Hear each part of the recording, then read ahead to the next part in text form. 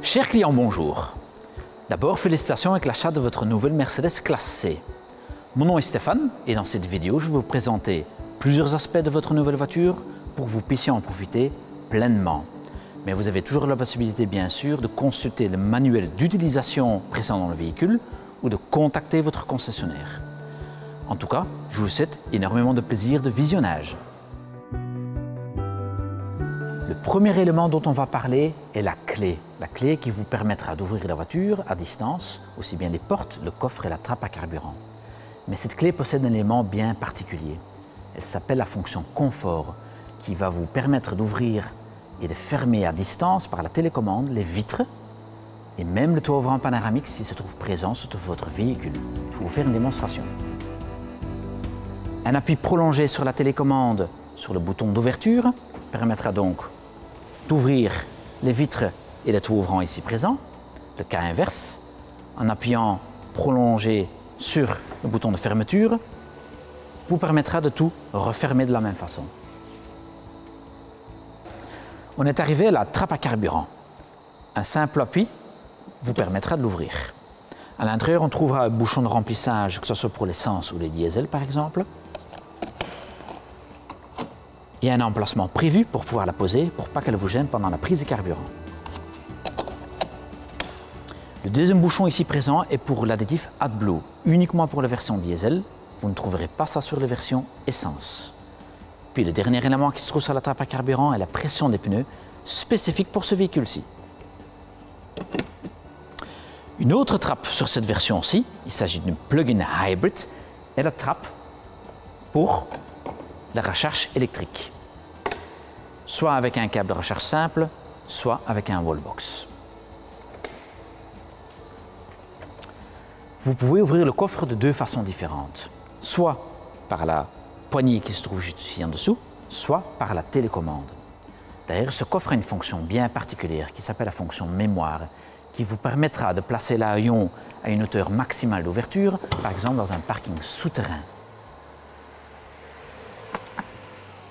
Je bloque la ouverture désirée.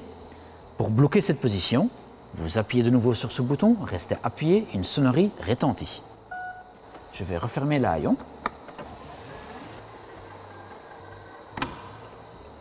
Et vous allez voir qu'à la prochaine ouverture, l'haillon va reprendre la même place que je viens de mémoriser.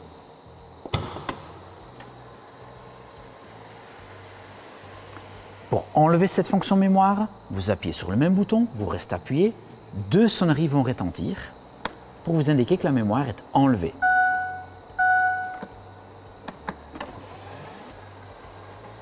Et vous allez voir qu'à la prochaine ouverture de l'haillon va faire une ouverture maximale comme à l'origine. Dans le coffre, on va trouver un plancher qu'on peut parfaitement soulever avec des rangements pour des objets personnels, mais ce n'est pas tout. Vous pouvez aussi ranger un kit, par exemple, anti-crevaison comme présent ici, une trousse à pharmacie complémentaire. Tout au fond de la banquette, vous allez voir aussi des fixations top tether pour les sièges enfants. En dernier élément, dans le coffre, pour pouvoir abattre la banquette arrière, on peut le faire électriquement avec un bouton qui se trouve soit à gauche, soit à droite du coffre. On tire sur le bouton et la banquette se rabat entièrement. On vient donc de rabattre la banquette arrière à partir du coffre. Cette fameuse banquette arrière existe d'ailleurs en 3 parties, 40, 20 et 40. Je vais vous montrer exactement en quoi ça consiste. Donc on a rabattu du coffre cette grande partie-ci, que je vais simplement remettre en place manuellement. La partie médiane se rabat aussi séparément. Puis tout en bas de la banquette arrière, vous trouverez aussi les fixations Isofix cachées derrière ces petites plaquettes. À l'extérieur de la porte, on va retrouver ici la commande pour la sécurité enfant, donc pour l'enclencher ou pour l'enlever. Puis vous avez encore la commande des vitrailleurs électriques sur la porte arrière. Et tout en bas, vous trouverez encore un bac de rangement.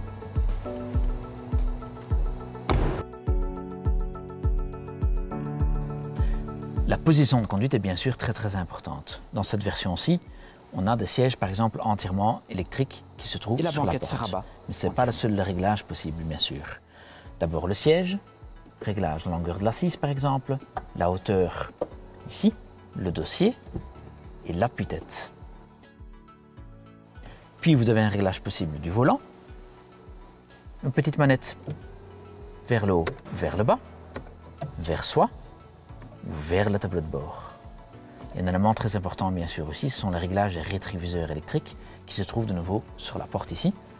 Choisir rétroviseur gauche ou droite, puis avec le bouton fléché, régler la position de la glace. Maintenant que vous avez réglé les sièges, le volant et les rétroviseurs, dans cette version-ci, vous avez des sièges à mémoire.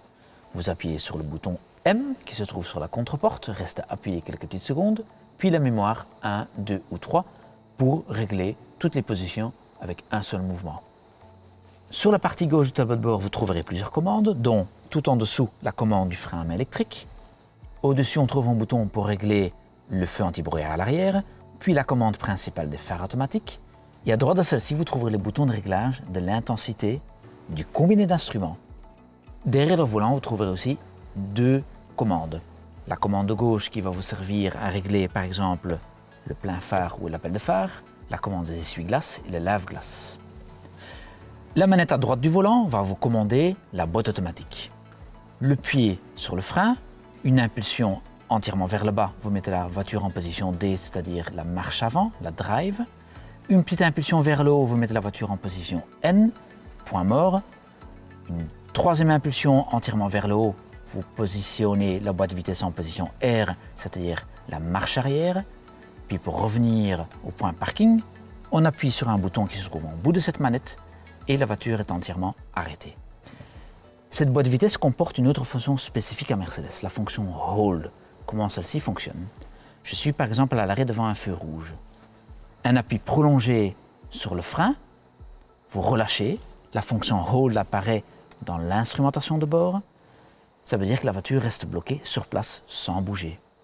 Pour enlever son fonction pour redémarrer, un petit appui sur le frein ou sur la pelle d'accélérateur et puis la voiture redémarre. Donc sur le volant, vous trouverez deux platines de commande, une à gauche, une à droite. Sur la platine de gauche, vous trouverez les commandes, par exemple, du régulateur et limiteur de vitesse. Le régulateur de vitesse s'enclenche avec une impulsion sur le bouton du milieu, vers le haut, vers le bas. Une fois en roulant, de nouveau une impulsion vers le haut, vers le bas permet de changer votre vitesse. Puis pour l'enlever, le bouton Cancel à gauche, vers le bas, permet de tout annuler.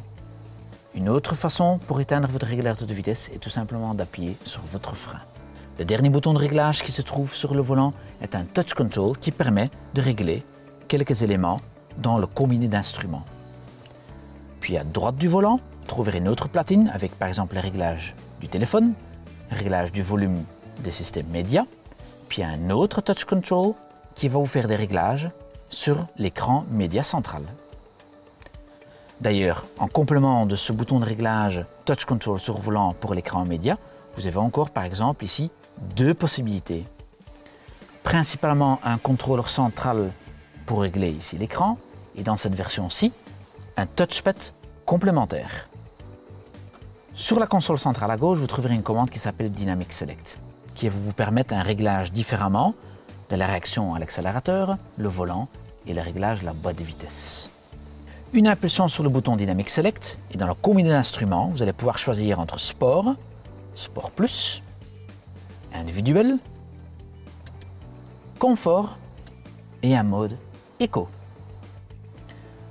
Sur la console centrale, vous trouverez aussi la commande de la climatisation, avec par exemple un réglage de allumer, éteindre votre air conditionné, réglage de la température soit à gauche, soit à droite, et un bouton bien sûr du recyclage de l'air, mais qui a chez nous une fonction bien spécifique. Si vous rentrez dans un endroit où la pollution de l'air est assez élevée, un tunnel par exemple, un appui prolongé sur ce fameux recyclage de l'air, et les ouvrants fermeront automatiquement, y compris un toit ouvrant panoramique s'il est présent sur votre véhicule. Vous sortez du tunnel, une deuxième impulsion sur ce même bouton, prolongé, et les vitres s'ouvriront de nouveau à la même position qu'initialement. Comme toutes les Mercedes, votre Mercedes classée est équipée d'un bouton SOS qui se trouve sur la console centrale du toit. En cas d'urgence, vous appuyez sur ce fameux bouton SOS et les secours nécessaires vous seront envoyés. Par contre, en cas d'accident, ce bouton SOS est activé automatiquement. Comme vous le savez, la sécurité est un maître mot chez Mercedes. Même votre Mercedes classée est équipée de série avec des équipements comme par exemple l'Active Brake Assist qui va vous aider à éviter une collision de l'arrière avec la voiture qui vous précède, avec par exemple un détecteur de présence dans le siège passager qui va détecter la présence, oui ou non, d'un siège enfant ou un passager pour déclencher l'airbag passager, ou par exemple 7 airbags de série dont les airbags rideau et un airbag genou. Il ne me reste plus qu'une chose à vous souhaiter, c'est-à-dire beaucoup de plaisir de conduite avec votre Mercedes classe C.